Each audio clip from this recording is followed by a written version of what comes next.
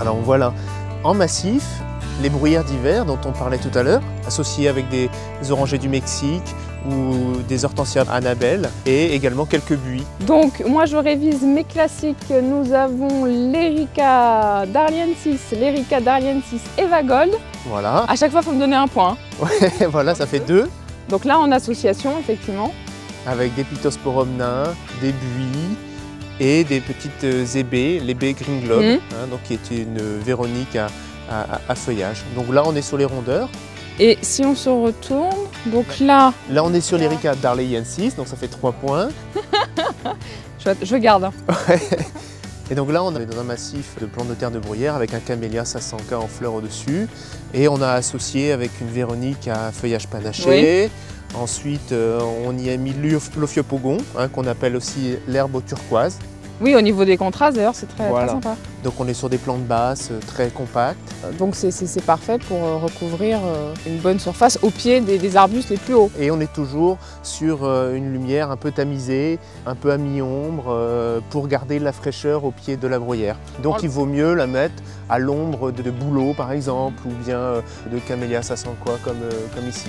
Et là, vous pensez que d'ici 5 ans... Voilà, elles auront pris du volume et on pourra former quelques rondeurs après la floraison en retaillant et on aura cet aspect un peu vallonné. Ce qui est génial, c'est que fleurie ou pas, la plante est là toute l'année et ça apporte du vert. Ça apporte du vert, voilà, on a de la couleur, on a de la verdure.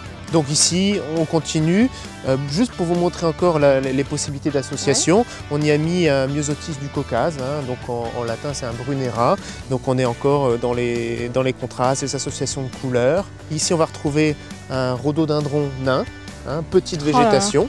Oui. Un très joli fuchsia. Voilà, un fuchsia de la sauge, de la sauge à floraison rouge. Un daphné, donc qui est aussi de la famille des plantes dites de terre de bruyère, où on aura de la fleur et un parfum en février. J'ai l'impression qu'il y a pas mal d'associations entre plantes de terre de bruyère et graminées. Oui, on peut également y ajouter des fougères. L'avantage des graminées, c'est qu'on va donner de la légèreté. Alors je ne peux pas m'empêcher de regarder celui qui est derrière, qui est absolument magnifique. C'est un hybride de Sasanka, donc un camélia, la famille des camélias, le camélia à floraison d'automne. Vous avez oublié de me donner mon point? Ah oui, voilà. Donc ça fait 4,5. Attendez, je suis. Et donc là, c'est la variété Shishigashira qui est splendide et qu'on peut donc mettre en fond de massif avec des bruyères en avant. Une remarque qu'on peut faire quand je vois toutes vos plantations, c'est surtout de jamais travailler une bruyère toute seule dans son coin. On va essayer de planter sur 1 mètre carré environ 5, 6, 7 bruyères, de façon à créer une masse, un volume. Et donc là, je vous montre... Ah, la fameuse qui commence par un D. La fameuse qui commence par un D. Alors Tatiana, c'est un Daboesia. Merci, la bruyère j'allais le dire. Voilà. Vous me referez un petit post-it? Je vous ferai un petit post-it. Ouais.